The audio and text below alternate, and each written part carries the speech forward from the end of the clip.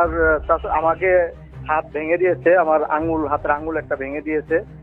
আর আমার চাচাতো ভাই তাকে মাথা ফাটিয়ে দিয়েছে এবং কপাল ফাটিয়ে দিয়েছে, মুখের দাঁতের মারি টারি এগুলা ফাটিয়ে দিয়েছে। আমার একটা শিশু বাচ্চা, সে আপনার হচ্ছে যখন আমাকে মারধর করতেছে তখন আপনার কাছে চিৎকার দিয়ে আমার কাছে গেছে। তখন রিয়াজ মেম্বার আমার সেই বাচ্চাটাকেও ধাক্কা দিয়ে সরিয়ে দিয়ে তাকেও হাত মোছা দিয়ে দিছে।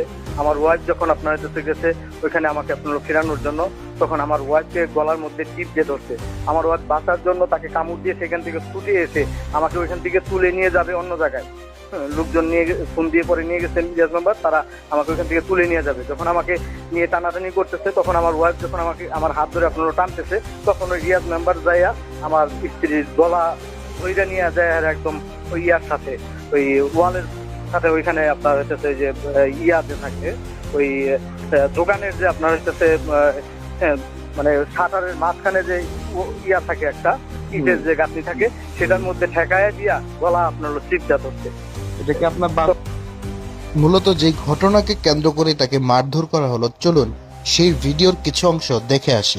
এই রিয়াজ মেম্বার আমার বাসায় সে লোক নিয়ে আইসে আমি তার হাতের হিসাবে বাসুর হিসাবে তার আমি জায়গা দিছি। হ্যাঁ, মহিলা মানুষ নিয়ে আসে, হ্যাঁ নিয়ে আসে। তারপরে অনেক মানুষ কইছে, আমি এই 22 একদিন আমার এক কথা কইছে, আমি নিজের সামনে না করছি, ভাই আমার কোনো কথা কইও না, জিজ্ঞাসা করো। আমি না ভাই শয়তানি করছে 22 আর ওই যে আজকে আমি জায়গা দিই না, তারা আমার কাছে টাকা পয়সা আবদার করে।